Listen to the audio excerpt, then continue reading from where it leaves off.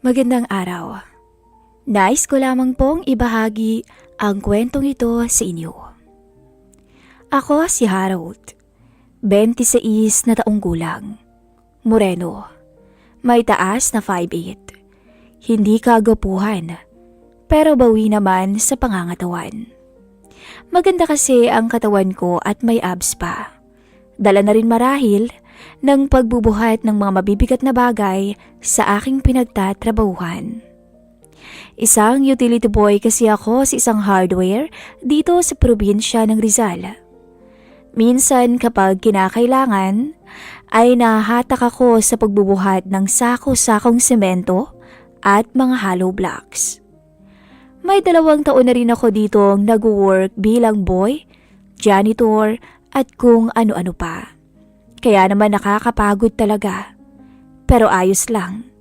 Mas okay naman dito kesa sa dati kong trabaho na bukod sa kuripot na ang boss ko ay may edad pang babae na sobrang sungit. Wala akong nobya noong mga panahong yan dahil mas nakafocus ako sa trabaho upang makaipon ng pera. Ang pamilya ko ay nasa probinsya at nagbibigay na lamang ako ng padala tuwing kinsenas. Sinuwerte ako sa trabaho kong ito. Dahil bukod sa maayos ang pamamalakad ng kumpanya, ay may boss pang maganda na, ay sobrang sexy pa. Kaya naman sulit ang bawat araw na lumilipas tuwing nakikita ko siya. At nangangarap din na sana isang araw ay makatabi ko naman siya sa kama. Mabait ang boss namin. Natawagin na lang natin sa pangalang Roxanne. Mas matanda lang sa akin ng 1 taon si ma'am. Cute siyang tignan sa kabila ng seryoso niyang muka. Hula ko'y nasa 5'2" lang ang height niya. May itsura talaga si Ma'am Roxanne. Mahaba ang buhok at maputi ang kutis na malapor sila na talaga.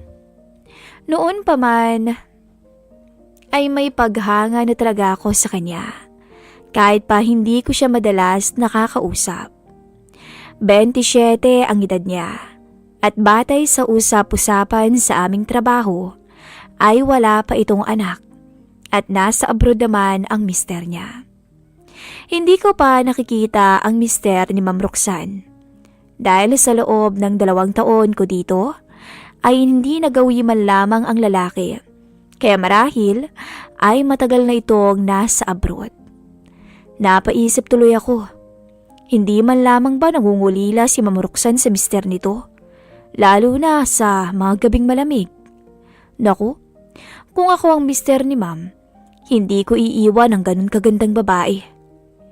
Year 2019, noong matanggap ako bilang trabahante nila Ma'am Roxanne. Ang nanay niya ang tumanggap sa akin sa trabaho.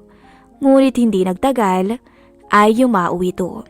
Kaya naman si Ma'am Roxanne na ang naging boss namin sa hardware.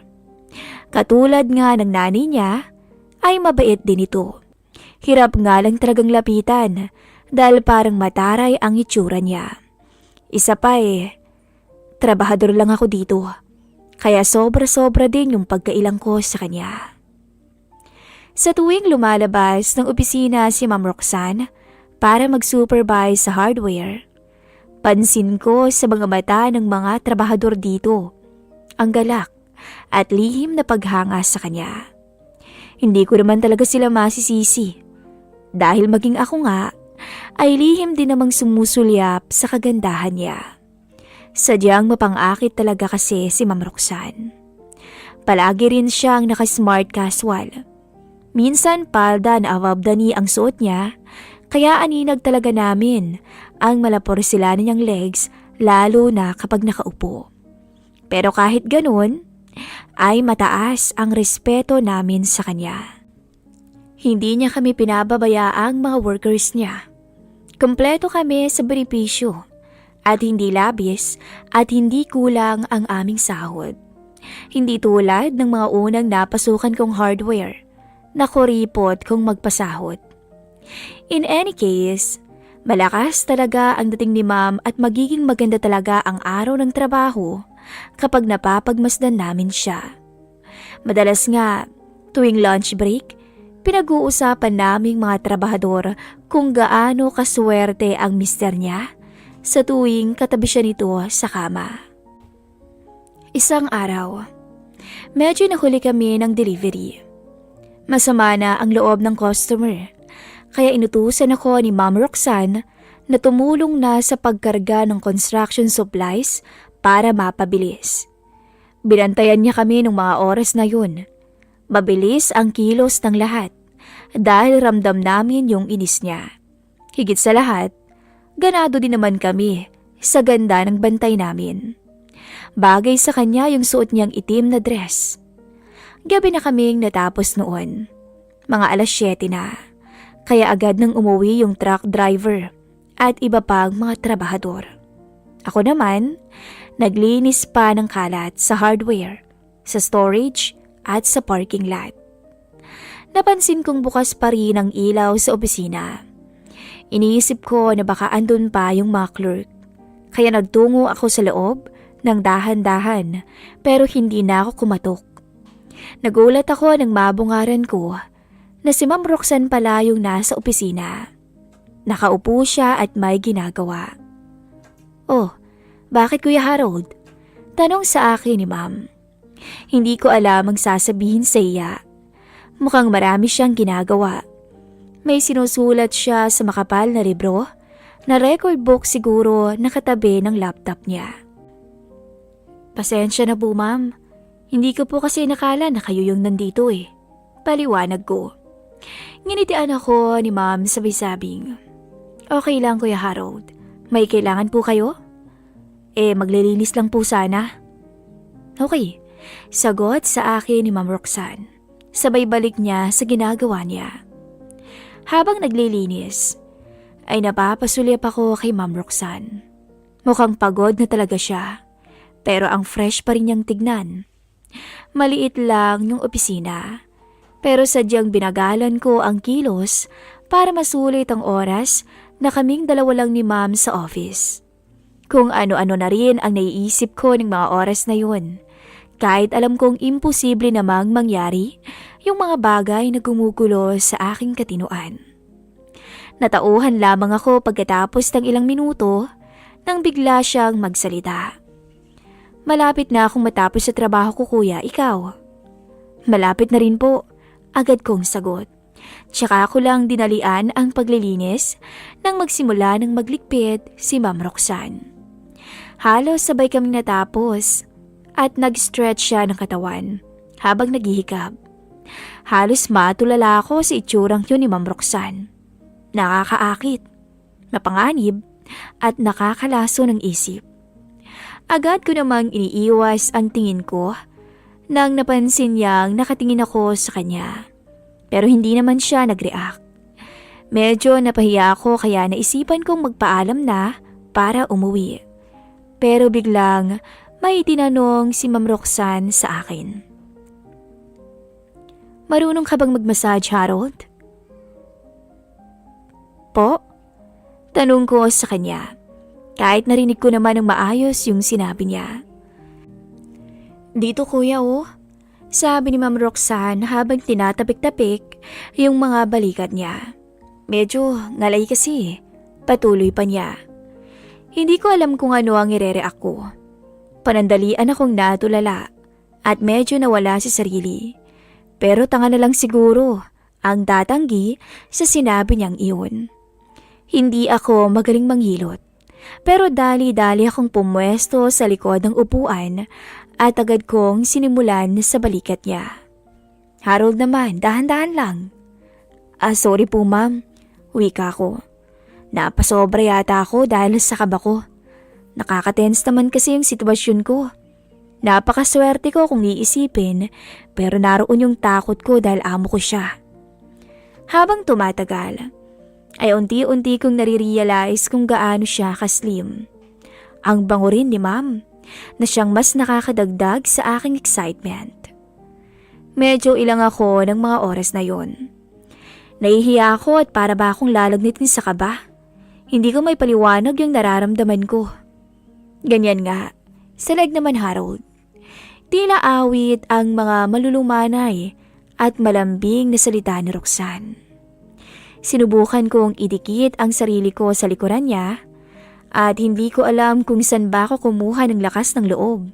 Pero siguro dahil nakita kong napapapikit na siya ng mga oras na yon. Marami po ba kayong tinapos, ma'am? Tanong ko sa kanya habang pinapadaan ang masahe ko sa balikat at leeg niya. Yung inventory lang, tsaka tinuos ko na rin yung overtime pay niyo. Sagot niya sa akin. Naku naman, ma'am, pwede niyo naman pong ipagpabukas na lang yung mga ganyan. Naisipan kong magpaka-sweet ng kaunti. Wala naman kasing mawawala. Tingnan niyo kayo ngayon. Sabi ko pa sabay iling. Oo nga mabuti ka nakita kita, Harold. Sabi niya. Siguro kailangan niyo po ng stress reliever. Sabi ko sa kanya. Oo, nakakabawas naman ng stress yung ganito. Sagot niya. Nga po pala, ma'am, baka naman po magalit yung mister niyo at baka mag-isip po ng masama. Sabi ko sa kanya. Napatawa siya at sinabing, huwag kang mag-alala, Harold. Walang magagalit dahil hindi naman niya makikita. Nasa malayong lugar siya. Sagot niya sa akin sabay tawa ulit ng bahagya. Ganun po ba? Sagot ko. Naninigurado lang po. May ilang minuto din ang lumipas. Nang tanungin ko si Roxanne. Tila tahimik na kasi ang paligid at medyo kinakabahan ako kapag ganun. Okay na po ba, ma'am? Oo, Kuya Harold. Salamat ha. Sagot niya sabay unat ng braso. Kinuha ko na rin yung walis at nagligpit saglit nang mapansin ko ang paghaplos niya sa binti niya na tila nananakit din. Napatulala ulit ako at bumilis ang tibok ng puso ko. Naisipan kong alokin siya ng massage. Kaso baka pag-isipan na niya ako ng masama. Mabilis akong nag-isip at kalaunan ay nag-decide akong lubos-lubusin na ang swerte ko. Naku ma'am, ngalay din po ba yung binti niyo? Tanong ko. Napatingin sa akin si Ma'am Roxanne. Ang ganda-ganda talaga niya. Naisip ko na baka magalit siya at isipin namang sumusobra ako. Ngunit sa ilang segundo naming pagtititigan, ay sumagot siya. Oo nga, Harold Mahina niyang sagot. Hindi naman pala galit si Ma'am Roxanne. Kinabahan ako at namawis. Naghalo ang emosyon ko na pilit kong pinapakalma. Gusto niyong... Hindi ko na naituloy ang aking sasabihin dahil mukhang nahulaan na ni Ma'am yun. Kaya nagsalita to agad. Okay lang ba sa'yo, Harold? Medyo gabi na rin kasi. Sagot niya. Tila dream come true ang nangyari nung gabi na yun. Agad akong kumuha ng upuan at tumupo malapit kay Ma'am Roxanne. Naupo na rin si Ma'am at unti-unti niyang nilapag ang binti niya sa hita ko. Kaya naman lalong nabaliw ang damdamin ko. Okay ka lang ba, Harold? Gusto mo bang lakasan ko yung aircon? Alok niya sa akin. Naku, hindi na ho, Ma'am. Sagot ko, okay lang po ako. Okay. Pinagpapawisan ka kasi Baka naiinitan ka na. Sweet niyo naman, Ma'am. Biro ko sa kanya. Napangiti naman siya at grabe.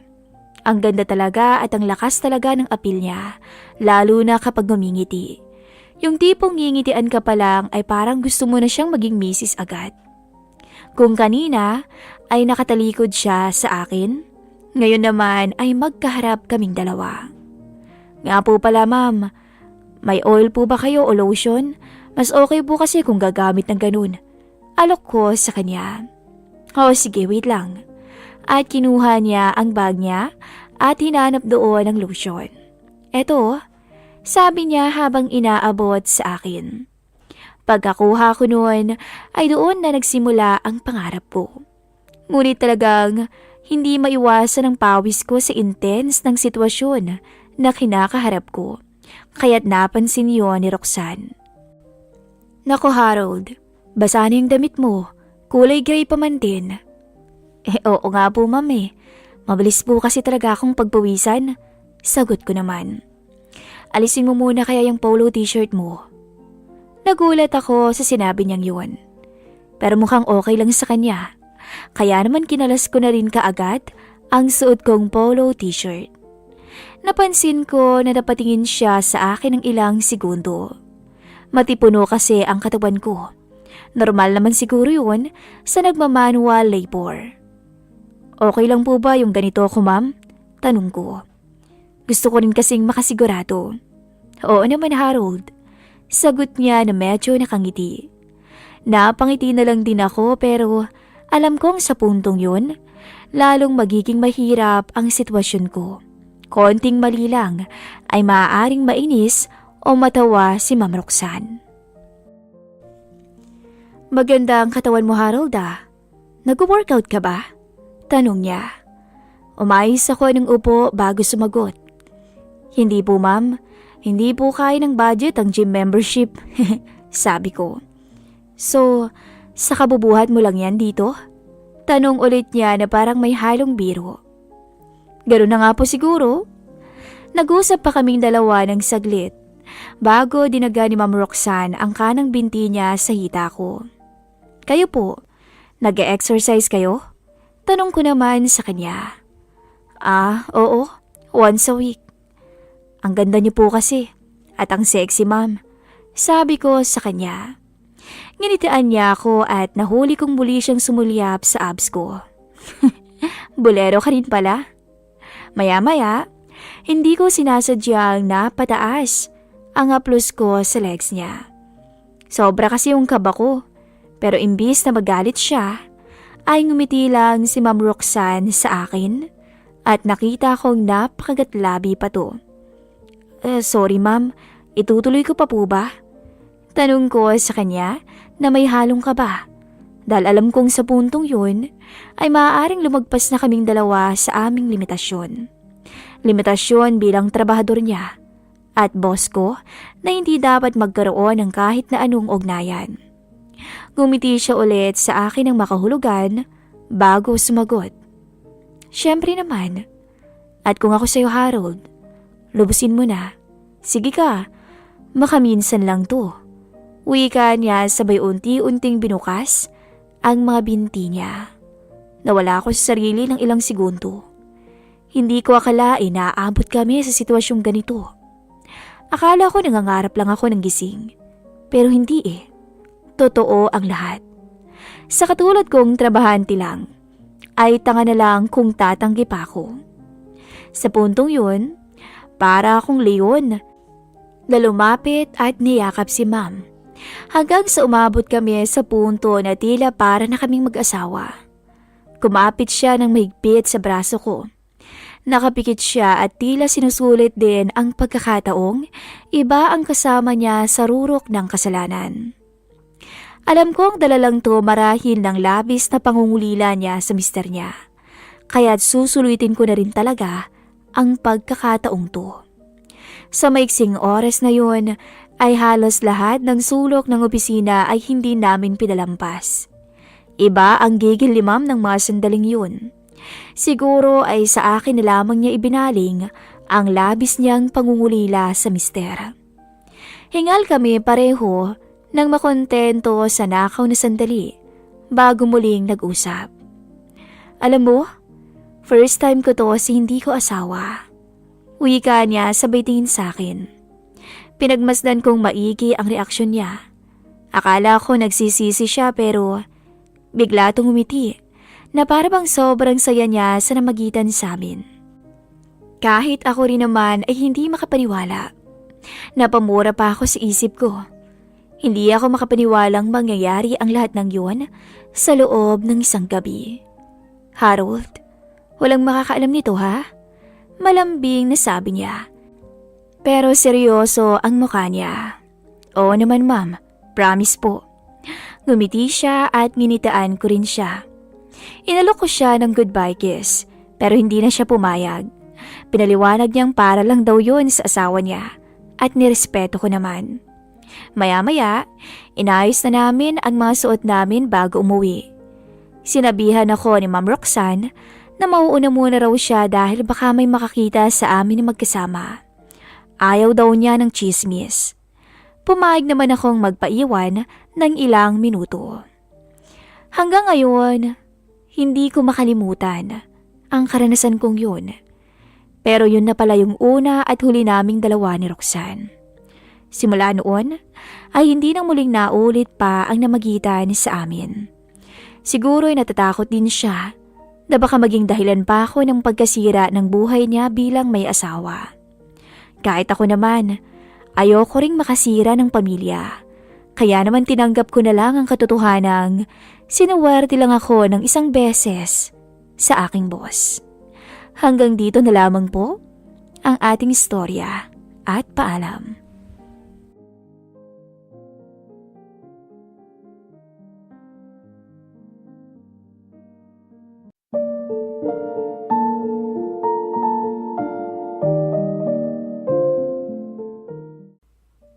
Pagpasok ko sa gate ng aming bakuran, masaya akong sinalubong ng aming mga katulong na si Aling Mila at Nanay Maring. Dama ko ang labis na kasiyahan ng aming mga kasambahay nang muli nila akong makita. Ako na may ganun din. Makalipas ang halos 5 taon na hindi pagtungtong sa lugar na aking kinalakihan, heto na naman ako at nagbabalik. Halos wala pa ring pinagbabago ang aming bakuran.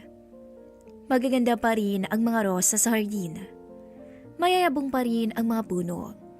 Maaliwalas at malinis pa rin ang kapaligiran. Napakakomportable talagang manirahan sa isang eksklusibong subdivision dito sa Metro Manila. Ako nga pala si Trixie, 26 years old. May asawa na at isang anak. 5 years ago, nang mangyari ang kwentong ibabahagi ko sa inyo. At tandang-tanda ko pa ang lahat kung paano kami nahumaling sa nakaw na sandali ni Julio, ang pangalawang asawa ng aking nanay. No, hindi ko siya gusto. Galit kong sigaw sa aking ina. Trixie, sigurado kong ito na yung time for me para maging masaya. Malumanay namang sagot niya na nooy tila nagsusumamo sa akin. Hindi ka na ba masaya sa akin, ma, ha? Hindi ka na ba kontento pag ako yung kasama mo? Bakit kailangan mo pang maghanap ng ibang mga kasama? Masaya naman tayong dalawa, di ba? At tuluyan na akong naiyak sa pagtutol sa gustong mangyari ng aking nanay. Of course, masaya ako pagkasama kita. But please, intindihan mo naman ako, iha. Mahal kita pero kailangan ko rin ng ibang pagmamahal. Pagmamahal na hindi mo kayang ibigay, iha. Pagmamahal ng isang lalaki sa isang babaeng katulad ko. Tila naiiyak na ring tugon niya. Basta ayoko. Pasigaw kong sabi, sabay takbo pa itaas sa aking kwarto. Halos magiba ang pinto ng kwarto nang akin yung isarado. Trixie! Pahabol sigaw pa niya sa akin.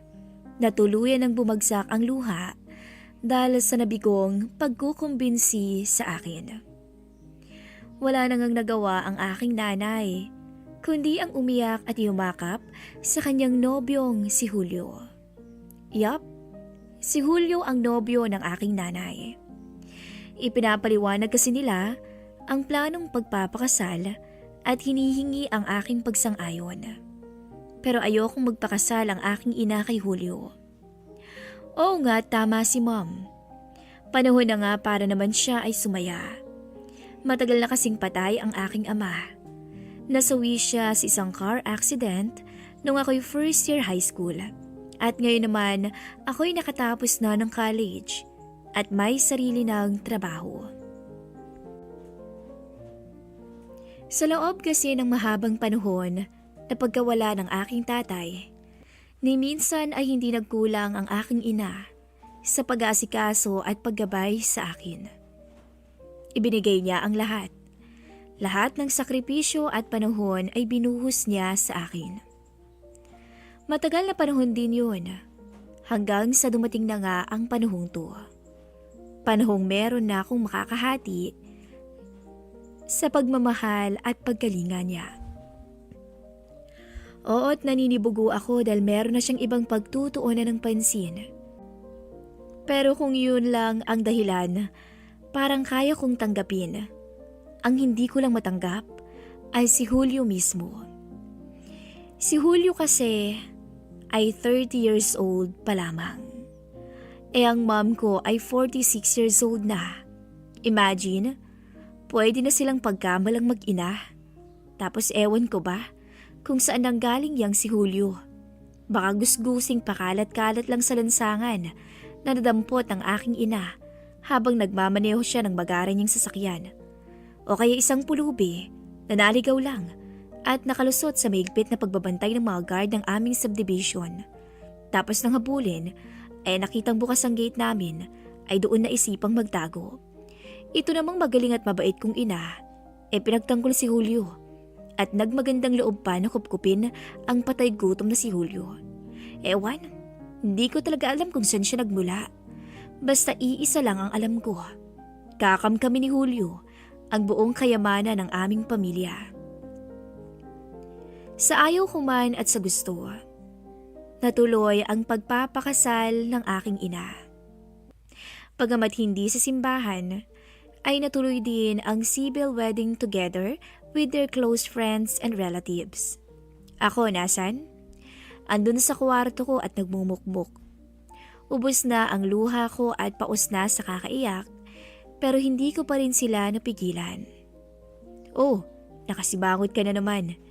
Body ni Herbert sa akin habang ako'y nakatitig sa monitor ng aking PC sa isang kumpanyang pinagtatrabahuhan ko sa Ayala. Wala, naghihirapan lang ako dito sa ginagawa ko. Paismid kong tugon. Stress lang yan, tara, merienda tayo, sagot ko. Paaniyaya ni Herbert habang ubod tamis na nakangiti sa akin. Saglit kong sinulya pa ng aking relo. 2:59 p.m. Sige na nga. Tugon ko sabay tayo sa aking kinauupuan. Yes, let's go. Halos umabot na sa tenga niya ang pagkakangiti ng muka nang makuha ang aking pagsang-ayon. Bakit nga ba hindi? Alam ko namang patay na patay siya sa akin. Habang kumakain, hindi maubusan ng kwento itong si Herbert. Magaling siyang magpatawa at mag-jokes. Naramdaman ko na lang na parang gumaan ang aking pakiramdam sa kakengkoya na ginagawa ni Herbert. Siguro para makuha lang niya ang atensyon ko. Ilang sandali pa at namalayan ko na lang na humahagalpak na rin ako ng tawa. Nag-enjoy ako sa halos 15 minutong nakasama ko si Herbert. Iisa ang kumpanya namin ni Herbert. Sa ibang department nga lang siya. Matagal na siyang nanliligaw sa akin, pero sadya yatang wala pa ako sa mood mag-boyfriend. Noong high school at college kasi ako ay puro crush lang ang nagawa ko. Ayoko nang mag-boyfriend, baka kasi iwanan ako ni mommy. Pero ngayon, naiba na ang lahat. Pakiramdam ko, itinatuwa na ako ng nanay ko. Pinagpalitan niya ako kay Julio. Tila nagre-rebelde pa rin ang aking damdamin. Bagamat halos 1 buwan ang kasal ang dalawa, hindi ko pa rin matanggap ang lahat. Lalo na nang tuluyan ng dito tumira si Julio sa bahay namin. Hindi ako halos lumalabas ng kwarto ko sa tuwing uuwi ako sa bahay. Ayokong makita yung antipati kong si Julio. Kung maaari nga lang, mag-iba na ako ng tirahan. Mataman akong nag-isip habang nakahiga ako sa aking kama. Dapat nga sigurong mag-iba na rin ako ng tutuluyan. Pero paano? Iisa lang ang nakita kong kasagutan. Ang mag-asawa na rin ako. Tama, kailangan ko na rin mag-asawa para tuluyang lisanin ko ang bahay na ito. Noong panahong yun, hindi ko na naisip kung tama o mali ang aking desisyon. Ang mahalaga sa akin ay ang makaganti sa ginawa ng aking nanay at ang tuluyang pagrebelde. Ang iparamdam sa aking ina nalabis akong nasaktan sa mga ginawa niya. Wala ngang nagawa ang mom ko nang halos 2 buwan lamang mula nang kami ay mag-on, ay nagpakasal ako kay Herbert. Bakit si Herbert? Inaamin ko na malapit nga ang loob ko kay Herbert, pero hindi ako sigurado na may pagmamahal na akong nararamdaman sa kanya. Basta ang sigurado ako, may kaya at prominente ang pamilya nila Herbert sa Cebu, at doon ko nais manirahan upang mapalayo na ng tuluyan sa aking ina at sa asawa nito. Besides, matututunan ko rin naman siyang mahalin kasi mabait siya, responsable, at higit sa lahat, masarap kausap. Hindi naman ako nagsisi sa pagpapakasal ko kay Herbert. Sa halos 5 taon naming pagsasama, ay naging mabuti siyang asawa at ama ng aming naging anak. Trixie, I really miss you. Naputol ang nanumbali kong alaala nang napansin kong nasa malawak na salas na pala ako at sinasalubong na ng aking nanay. I'm fine, ma. I miss you too. Kaswal kong tugon sa kanya sabay yakap at halik. Ikaw talaga? Bakit kasi hindi ka pa nagpasundo sa airport? Napagod ka ba sa biyahe? Malambing na tanong niya sa akin. Ma, it's okay. Kaya ko ang sarili ko. Hindi na ako yung Trixie na kilala mo 5 years ago. Malaki na ako and I think I'm matured enough. Medyo nagparamdam ako ng pagkairita sa ginagawang pagbibaby niya sa akin. Well, I'm sorry. Nag-aalala lang talaga ako sa'yo. Malumanay na tugon niya at ginihan ako patungo sa aming salas. Nadatnan ko ron si Attorney Cruz, ang abogado ng pamilya namin, at si Julio. Matamang bumati ang dalawa sa akin na tinugunan ko naman. Bigla akong nairita at nakaramdam ng inis nang makita kong muli si Julio. So, ano bang meron? Ano yung importanteng bagay na sinasabi mo at kinailangan ko pang pumunta dito? Tila pinagmamadali ko na ang aking mom na sumagot dahil ayoko nang magtagal pa ang aming pag-uusapan. Well, iha, kaya nga andito si attorney para magpaliwanag sa ating lahat. Nakangiting tugon niya sa akin. Nagsimula na ngang magpaliwanag si attorney. Ang topic, ang kayamanan at mga ari-arian ng aming pamilya. Since namatay na nga ang dad, kami na nga ni mom ang may karapatan sa mga yon. Hay nako, ang hindi lang nila alam, matagal ko nang naisangguni ang karapatan ko sa ibang abogado. More or less, alam ko na ang para sa akin. Ang hindi ko lang alam ay kung ano naman ang para kay Julio bilang legal na asawa ng nanay ko ngayon. Naiisip ko habang patay mali siya kung nakikinig sa aming abogado. Siguro naman ay malinaw ng lahat. Any questions? Tanong ni attorney matapos ipaliwanag ang sitwasyon at karapatan naming mag-ina sa lahat ng mga bagay at kayamanan na naiwan ni Dad. Lastly, let's take up the last documents. Bagamat masyado pang maagang paggawa ng ganitong testamento, ay ginawa na rin natin upang pagbigyan ng hiling ni Mrs. Perez. Her last will and testament, paliwanag pa ni attorney. Nagulat ako pero hindi ko pinahalata. Binasa niyo ng malakas at malinaw sa aming lahat. Nakasaad doon na kung sakaling mamatay siya, ay mapupunta sa akin ang lahat ng ari-arian at kayamanan ng pamilya namin. At ang mapupunta lang kay Julio ay kung ano lang ang naipundar nilang mag-asawa mula nang sila ay magpakasal. Halos di ako makapaniwala. Tinignan ko ang 3 kaharap ko. Lahat sila ay nakangiti at tila labis ang pagsang-ayon sa mga naging desisyon at pangyayari. For the first time, nag-guilty ako. Nahiya ako sa aking ina. Sa kabila ng lahat ng pag-iinarte ko at hindi pagsuko sa kanya, ay patuloy pa rin siyang nagmamahal at sumusubaybay sa akin. Nahiya rin ako kay Tito Julio. Tito na ngayon. Dahil hinusgan ko agad ang pagkatao niya. Higit sa lahat, nagagalit ako sa aking sarili dahil sa masamang ugali at asal na aking ipinakita sa aking magulang. At dito, sa loob ng halos 5 taon. Well, the damage is done at hindi na maayos yun. Kaya ang dapat ko lang gawin ay bumawi sa mga nagawa kong mali kung meron man. Sinong uunahin ko? Siyempre si Mommy. Siguro naman ay hindi pa huli ang lahat upang mapunan ang mga pagkukulang ko sa kanya at kay Tito Julio. Siguro naman ay marami pang panahon upang iparamdam ko sa kanya na siya ay akin ang tinatanggap bilang kapamilya. So that's it. Let's celebrate. Basag ni nanay sa katahimikan matapos ang detalyadong pagpapaliwanag ni attorney. Agad kong nilapitan ang aking ina, niyakap at hinalikan. Sorry ma, akala ko kasi. Hindi ko pa natatapos ang aking sasabihin. Nakasagot na agad siya. It's okay, Iha. For all those years na nawala ka, hindi pa rin nagbabago ang pangunawa at pagmamahal ko sa'yo.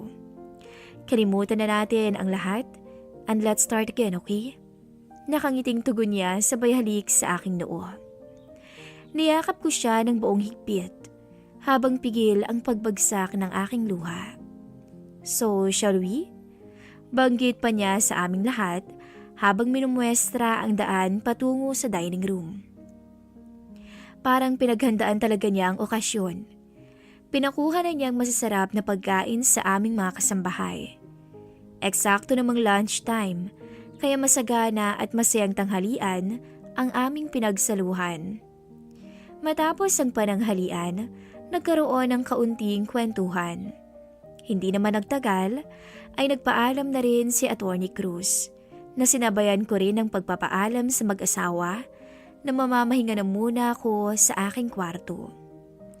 Halos wala pa rin o wala pa rin pinagbago ang aking silid. Malinis at maayos pa rin. Halatang halata na sagana sa paglilinis. Ibang klase talaga magmahal ang aking ina.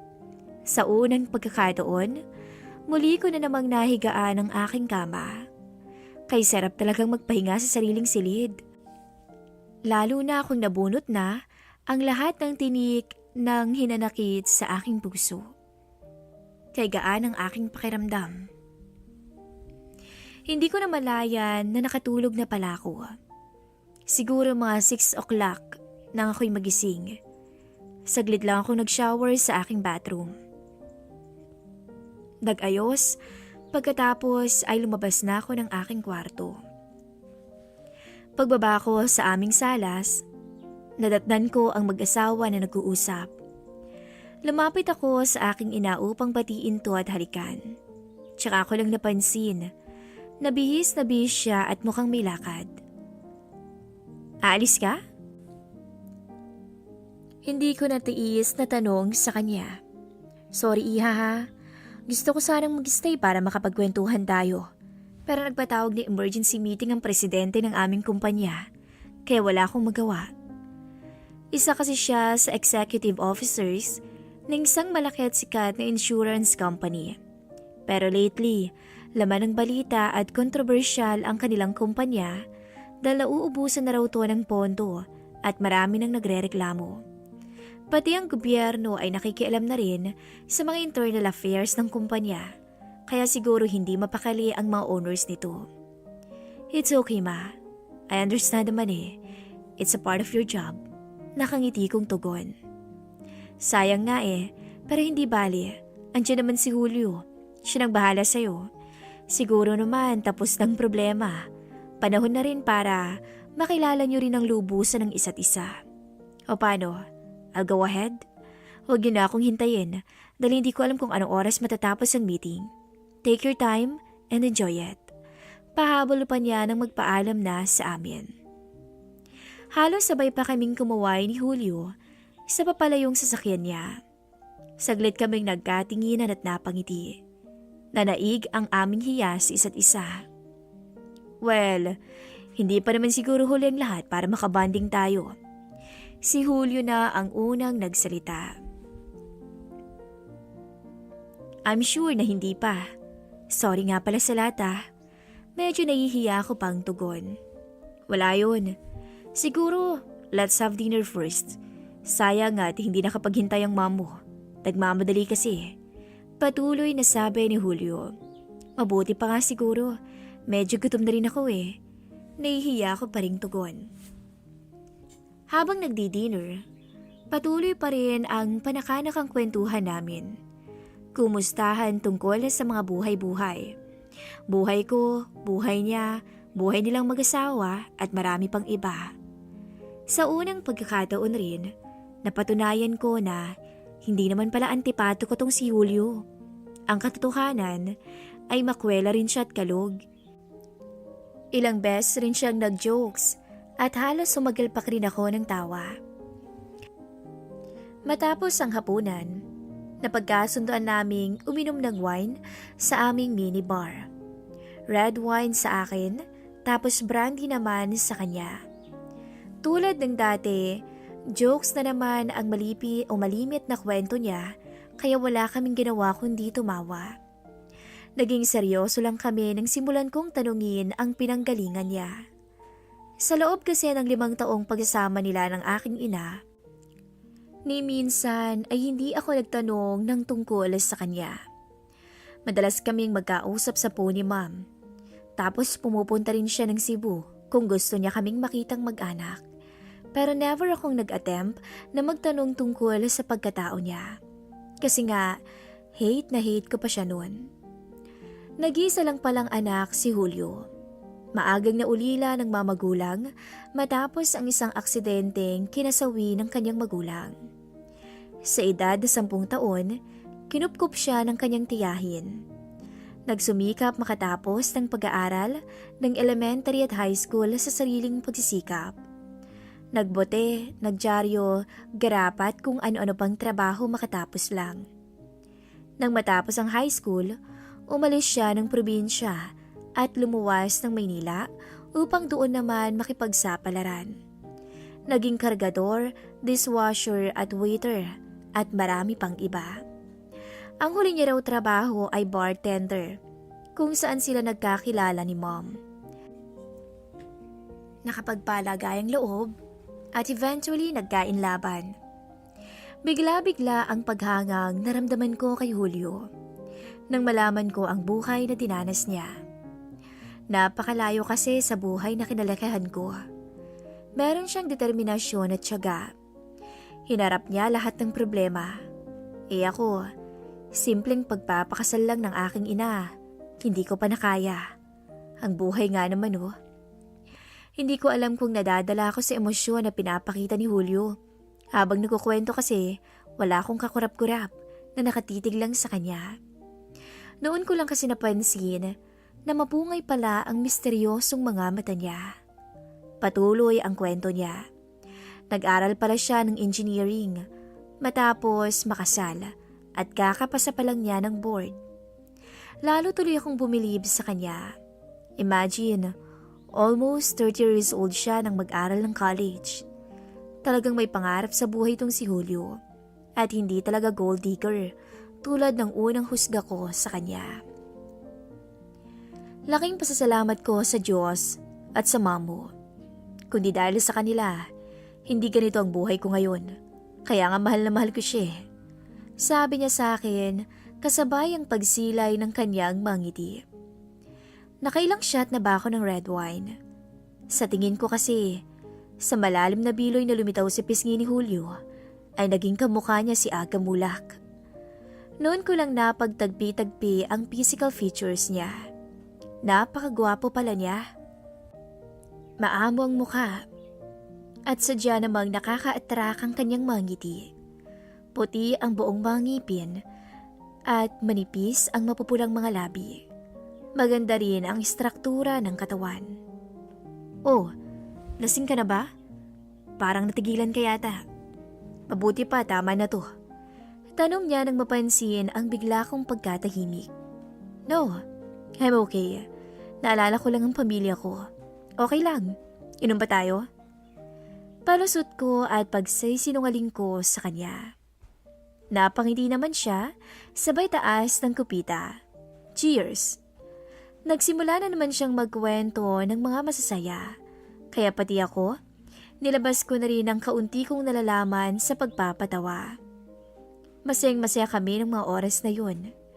Ang hindi niya alam, mas na-attract ako sa tuwing ngingiti siya ng ubod ng tamis, kasabay ang medyo pailalim at misteryosong tingin. Parang nakikiliti ako. Ang sarap pala niyang kasama. Sa isang iglap, nagka-crush yata ako sa kanya. Dumaan ang mga oras na halos hindi namin namalaya na hating gabi na pala. Pati ang aming mga kasambahay ay nagpaalam na upang matulog. "Trixie, okay ka pa ba? Mukhang lasing ka na. Tama na to." Tanong niya sa akin ng mahalatang medyo namumungay na ang aking mga mata at nagbablush na ang aking makikinis na pisngi. "Sige, tama na to pero let's dance muna bago tayo mag-sleep." Tila lasing ko na request sa kanya. Ewan ko ba? Hindi ko na alam ang aking mga sinasabi at ginagawa. Siguro dahil na rin sa tama ng alak. "Yun lang ba? Sige, pagbibigyan kita." Nakangiti na naman niyang sabi. Binuksan niya ang CD player na nakalagay malapit sa bar. Isang sweet music ang pumailan lang. Tumayo ako upang makipagsayaw kay Julio. Magkahawak ang isa naming mga kamay, nakatuon ang aking braso at kamay sa matipunong dibdib niya. Nakayakap naman siya sa bewang ko. Habang sumasayaw, hindi mapuknat ang tingin namin sa isa't isa. Tila kasi namamagnito ako sa kagapuhan niya. Ewan ko lang siya kung ganun din sa akin. "Alam mo, ang ganda mo, Trixie." Bulong niya na tila inilapit pa ng gusto ang katawan niya sa akin. Patay mali siya lang ako. Kunyari hindi ko pinansin. Mula sa balakang, binaba pa niyang yakap niya kasabay ng bahagyang haplos. At hindi ko siya sinaway. "Trixie, baka hindi ako makapagpigil." Namumungay ang mga mata ang bulong niya at unti-unting inilalapit ang labi niya sa lips ko. Siguro para malaman kung ano ang magiging reaksyon ko. Pero wala. Pumikit pa ako na akala mo handang tugunan ang anumang naisin niya. Tangi ko lang na itugon. Hanggang sa namalayan ko na lang ang masuyo at malambing niyang halik sa akin. Para akong estatwa na hindi nakagalaw. Nabigla ako ngunit ilang sandali lang ay tuluyan na akong gumanti at tumugon. Hanggang sa tuluyang pumanik na kami sa kwarto ko upang bigyang laya ang aming mga sarili. Sa ilaw ng aking lampshade, napagmasdan ko ang buong kagapuhan ni Julio. Halata tong palaging nasa gym. At noon ko rin napatunayan na higit na mas nakalalamang siya sa aking mister pagdating sa kama. Lumapit siya sa akin at unti-unti akong inihiga. Bagya siyang umupo na medyo nakatagilid na pinagmasdan ng mukha ko. "Napakaganda mo pala, Trixie. Ang swerte ng asawa mo sa'yo." At nang mabanggit niya ang aking asawa ng mga oras na yun, bigla tuloy na walang pagkahilo ko dahil sa alak. Oo nga pala, nakalimutan ko. May asawa at anak na nga pala ako. Bigla akong bumalik sa katinuan. Hindi ko malaman ang gagawin ng mga oras na yun. Kasalanan nga pala ang may mamagitan sa amin. Pero parang hindi ko na kontrolado ang sitwasyon. Kaya pinangako ko na lang sa sarili ko na minsan lang to mangyayari. Ito na ang una at huli na pagtataksilan ko ang aking asawa. Sandali akong nabalisa pero hindi ko pinahalata sa kanya. Nawala lang yun nang tuluyang dumapo ang halik at taplos ni Julio sa aking katawan at isa-isa na ngang naglaglagan ang aking mga suot sa sahig. Kahit ganoon, napaka-gentleman ni Julio. Napakaingat. Kaya naman parang tuluyan na yata akong nahulog sa kanya. At ilang sandali pa, tuluyan kong binukas ang aking mga binti para sa lalaking hindi ko naman asawa. Halos ayaw ko na siyang pakawalan pa ng mga sandaling yun.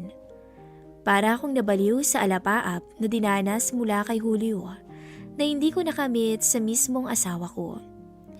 Napayakap na lang ako ng maigpit sa kanya ng mga oras na yun. Bali wala na sa akin ang ginagawa kong pagtataksil sa aking asawa. At sa loob ng silid na yon, ay ilang minuto naming sinulit ang isang nakaw na sandali. Nang tuluyang makontento kami ay nagpahinga muna kami. Iba talagang apil mo, Trixie. Mahina at nakangiting sabi ni Julio habang nakahaplos sa aking muka. Saglit pa akong nag-aalangan at sinulya pa ng aking relo. Pero 3:30 AM na, Julio. Baka dumating na si Mami. Malumanay kong tugon habang iniyakap ang binti ko sa kanya. Huwag kang mag-alala. Mamaya pa darating yun. Bilin ko kasi lagi sa kanya na huwag pabiyahe ng alanganing oras. Paniniyak na sagot niya. Ganun ba? Sige, ikaw ang bahala. Sabi ko sabay silay ng aking mapang-akit ng ngiti at kagat sa labi. Almost 5 AM na siguro nang kami ay maghiwalay ni Julio. Pagod at parang lantang gulay ako kaya madali akong nakatulog. Tanghali na nang ako'y magising. Tulad ng dati, nag-shower ako at nag-ayos bago lumabas ng silid. Nadatnan ko ang aking ina at si Julio sa salas na nagbabasa ng dyaryo. Mukhang kagigising lang rin nila. O iha, gising ka na pala. Ang himbing ng tulog mo ah. Siguro nanibago ka sa wine na ininom mo kagabi. Bati sa akin ni Mom. Oo nga masyado po akong nasarapan. Kaya't napataglang inuman namin. Tugon ko sa kanya sabay halik sa pisngi niya. Kaswala man akong bumati kay Julio na parang walang nangyari. Siya naman ay ganun din. Mabuti pa ay mag-lunch na tayo para makakwentuhan ko naman ang pinakamamahal kong iha. Nagtatanghalian nga kami habang nagkukwentuhan kami. Matapos kumain, patuloy pa rin ang aming istoryahan. Hanggang dumating ang 4:00 na kinailangan ko nang magpaalam dahil may flight pa ako pauwi sa Cebu. O paano iha? Hanggang sa muli. Basta yung pinangako mo na madalas nyo kaming bibisitahin dito ha? Naku kung alam mo lang, miss na miss ko na ang aking mga apo. Nakangiting sabi niya nang nakahanda na akong umalis. Manuman apo lang? Patudyo kong tugon. Ay pati pala si Herbert, ang aking napakabait na manugang. O siya sige na, lakad na kayo. Pasensya ka na ulit iha ha? Hindi na ako makakasama sa paghatid sa'yo sa airport. Kinailangan ko pa kasing tapusin yung report ko sa board para sa meeting namin bukas. Biglang bumilis ang tibok ng puso ko nang malamang si Julio lang ang kasama ko papunta sa domestic airport. It's okay. Okay lang ako. Sagot ko sa bayakap at halik sa kanya. Mula sa Makati, binagtas namin ang EDSA patungo sa Pasay. Kakalampas pa lang namin sa Magallanes nang magtanong si Julio. Ano bang oras flight mo? 7:00. Bakit? Anong oras na? 5:30. Bakit ba kasi? Wala lang. Tugon ni Julio habang may ngiting makahulugan. Nagulat ako nang tuloy-tuloy ang kotse namin patungo sa may rotonda. Diba, hindi siya nagdaan patungo sa domestic airport? Nagtataka kong tanong sa kanya. Huwag kang mag-alala. Pupunta din tayo dun. May dadaanan lang tayo. Sagot naman niya. Nagulat ako nang bigla niyang niliko ang sasakyan. Teka, huwag mong sabihin na. Tanong ko. Oo, nakita mo naman diba? Nakangiting wika ni Julio. Lumitaw na naman tuloy ang biloy niya. Sige pero, dalian lang natin ha. Baka kasi mahuli ako sa flight Sabay kurot ko sa kanyang tagiliran. Wala pa halos 2 minuto mula nang kami nagtungo sa room. Wala kaming sinayang na oras at agad naming sinulit ang bawat minuto. Pero parang biglang naging agresibo at marahas si Julio sa akin. Naunawaan ko naman kasi nga naghahabol kami ng oras. Maya-maya, biglang nagring ang phone ko. Ano ba yan? Reklamo ko pa. Sandali lang, baka si Herbert ang tumatawag Awat ko kay Julio. Hello, honey? Halos hindi ko makontrol ang boses ko sa pagsagot sa asawa ko. Tumahimik naman si Julio, ngunit di pa rin paawat. Hanggang sa umuga na nga ang kama. Hello honey, musta ka na? Bakit parang hingal ka? Sagot ni Herbert sa phone. Kuwan kasi honey Kadarating ko lang dito sa airport. Pagod kasi ako sa paglalakad. Palusot kong tugon. Ganun ba? Kinukumpirma ko lang kasi kung tuloy ang flight mo. Tuloy honey. Pilit kong ginagawang normal ang boses ko sa kabila ng lahat. Ganun ba? O sige, sunduin na lang kita dito sa airport ha. Ingat honey, I miss you. I love you. Malambing pang paalam ni Herbert. I love you too honey. Bye. Ewan ko kung narinig pa ni Herbert na napalakas ang boses ko sa pagsabi ko ng bye. Dahil kasabay nun ay ang tuluyan naming pagkaabot sa rurok kasamang lalaking pinagsukuan ko ng dangal bilang babae na alam kong kasalanan at mali. Honey, napansin ko na mukha kang masaya. Siguro tuluyan ng pagkakasundo niya ng mom mo. Wika ni Herbert sa akin nang magkita na kami sa airport. Oo nga honey pero sabay ko ni kukwentong lahat. Nakangiti kong tugon sa kanya. Hay nako, kung alam lang niya. Oo, nagkasundo na kami ng nag-iisang magulang ko. Pero si Julio, hindi lang basta kami nagkasundo. Alam kong sa muli kong pagdalaw sa kanilang bahay ay mauulit at mauulit pa ang namagitan sa aming dalawa. Pero alam kong mapaglalabanan ko rin ang bagay na yun. Pero siguro, sa tamang panahon. Sa ngayon, ay hindi ko pa alam kung anong isasagot ko. Hanggang dito na lamang po ang aking storya at salamat sa mga nakinig ng aking kwento.